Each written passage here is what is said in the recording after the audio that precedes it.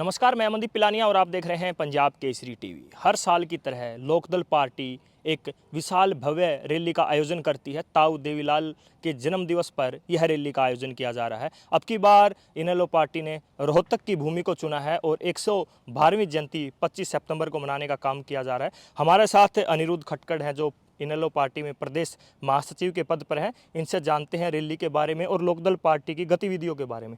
अनिरुद्ध जी, अब की बार रोहतक को चुना जा रहा है और ज़्यादातर देख रहे हैं नेताओं के जो बयान चले हुए हैं, कंट्रोवर्सी बयान हैं। उधर से हुड्डा साहब के बयान हैं, इधर से अभय सिंह के बयान हैं। देखो, सर्वप्रथम तो मैं पंजाब केसरी के सभी दर्शकों को मेरी तरफ से राम राम कहता हूं। और जो चौधरी देवीलाल के 112वें जन्म दिवस की बात है, इंडियन नेशनल लोकदल हर वर्ष किसी न किसी जिला मुख्यालय पे प्रदेश स्तर की रैली करती है। अब की बार इंडियन नेशनल लोकदल ने रोहतक को चुना है। भूपेंद्र सिंह हुड्डा जैसे लोग ये लगा रहे हैं कि इंडियन नेशनल लोकदल बीजेपी की बी टीम के हिसाब से काम कर रही है। हरियाणा प्रदेश की जनता को पता चल चुका है कि बीजेपी की बी टीम कौन है।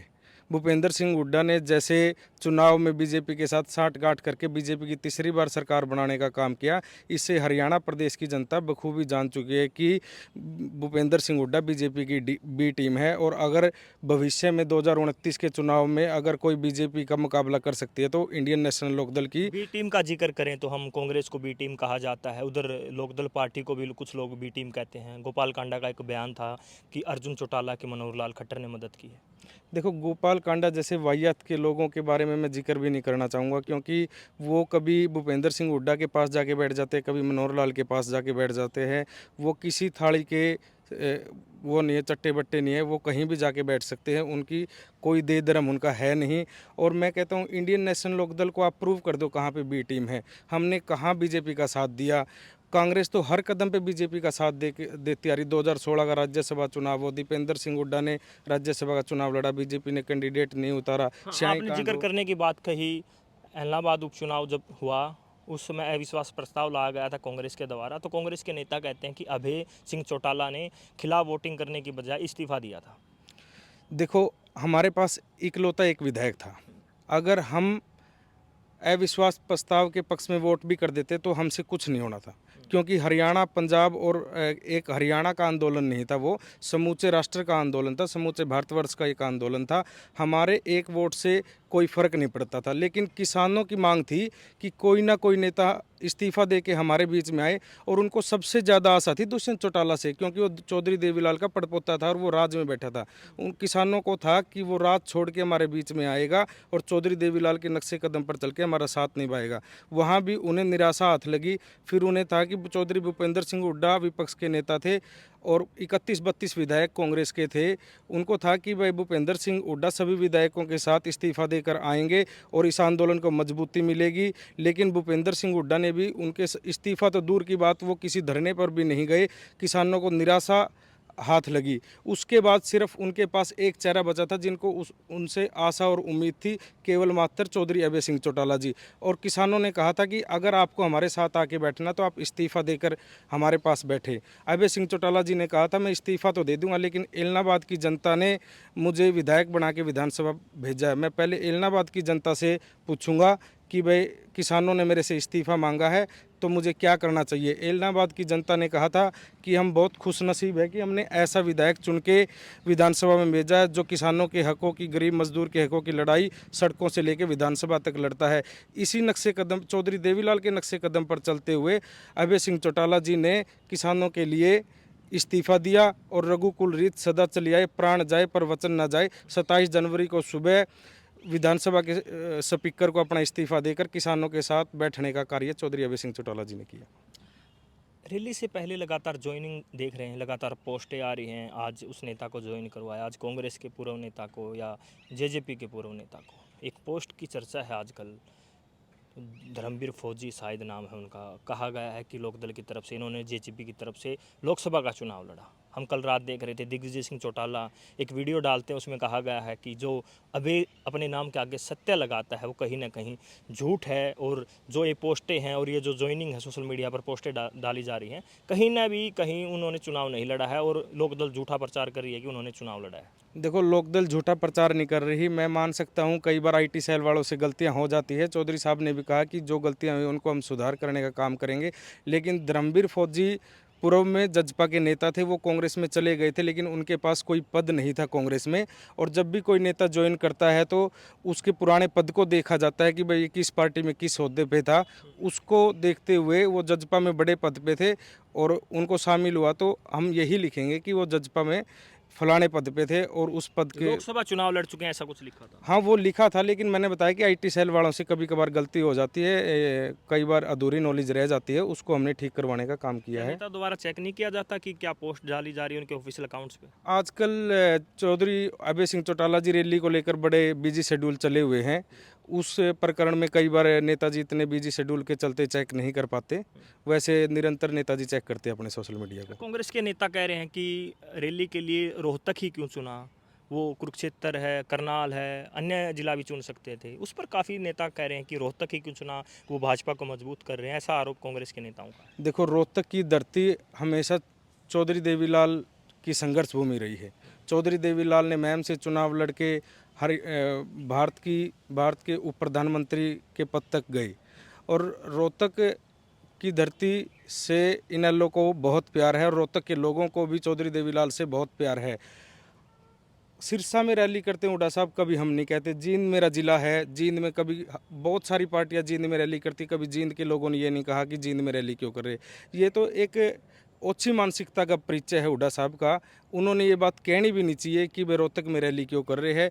ये चौधरी देवीलाल का जन्म दिवस है, हर्षोल्लास से हर बार इंडियन नेशनल लोकदल मनाती है। हुड्डा साहब ने कहना चाहिए कि भाई चौधरी देवीलाल का जन्म दिवस है और चौधरी देवीलाल किसान का, मेरे गरीब मजदूर के नेता रहे हैं, जिन्होंने कभी सत्ता का लालच नहीं किया, हमेशा आम आदमी के हकों की लड़ाई लड़ी। हुड्डा साहब को भी कहना चाहिए कि चौधरी देवीलाल के जन्म दिवस पर सभी को जाना चाहिए और उनको पुष्प अर्पित करके श्रद्धांजलि देनी चाहिए।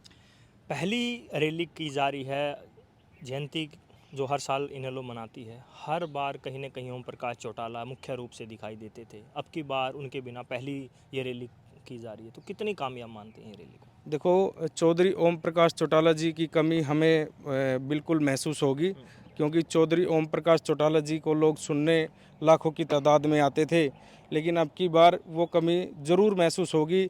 लेकिन अब की बार हरियाणा प्रदेश का प्रत्येक कार्यकर्ता, प्रत्येक इंसान चौधरी ओम प्रकाश चौटाला बन के इस रैली में जाएगा और हमारी जितनी पिछली रैलियां हुई है, सारी रैलियों का रिकॉर्ड अब की बार रोहतक की रैली है तोड़ने का कार्य करेगी। हम बात करें पूर्व उपराष्ट्रपति की जगदीप धनखड़ की, उनकी आजकल चर्चाएं ज़्यादातर यही है कि ओम प्रकाश चौटाला, या कह सकते हैं कि अभय सिंह चौटाला के दिल्ली फार्म हाउस पर वो रह रहे हैं, और एक राजनीतिक गलियारों में चर्चा ये भी है कि क्या वो मतलब रैली में दिखाई दे सकते हैं या वो श्रद्धांजलि देने के लिए आ सकते हैं रोहतक? देखो, चौधरी देवीलाल जी के साथ माननीय उपराष्ट्रपति जगदीप धनखड़ जी का पुराना अपना एक रिश्ता रहा है और चौधरी अभय सिंह चौटाला जी ने कहा कि इस देश का बड़े से बड़ा नेता और छोटे से छोटा नेता मेरे संपर्क में है। जगदीप धनखड़ जी ही नहीं और कई अन्य नेता भी चौधरी साहब के संपर्क में हैं। 25 तारीख को आप देखते जाना कि किस लेवल पर छोटे से स्तर से और बड़े नेता शामिल होंगे। चौधरी जगदीप धनखड़ जी अगर चौधरी देवीलाल की जन्म दिवस पर पुष्प अर्पित करने आते हैं तो बहुत हमारे लिए सौभाग्य की बात रहेगी। मेरा आखिरी सवाल है आपसे, लगातार जजपा की बात करें अभी या लोकदल की बात करें, 10 सीटें आई थी 2019 के चुनाव में जजपा की, आज उनकी 0 सीटें हैं, आप 1 सीट से 2 सीट पर आ गए हैं, तो 29 के चुनाव में क्या देखते हैं? देखो, 29 के चुनाव में अभी 4 साल का समय है और जैसे रोहतक में ज्वाइनिंग हो रही है उसको देखते हुए हम दिन रात मेहनत करेंगे और 2029 तक ऐसी स्थिति हम हरियाणा प्रदेश में पैदा कर देंगे, प्रत्येक बच्चे से लेकर बुजुर्ग के मुंह पे ये बात आ जाएगी कि अगर बीजेपी को कोई बाहर का रास्ता दिखा सकता है तो इंडियन नेशनल लोकदल ही केवल मात्र एक पार्टी है बीजेपी को बाहर का रास्ता दिखा सकती है। चर्चाएं पुराने गठबंधन की भी होती हैं, कहा जाता है कि जजपा भाजपा के साथ चली गई, क्या पता सीट आने के बाद इनेलो भी भाजपा के साथ चली जाए।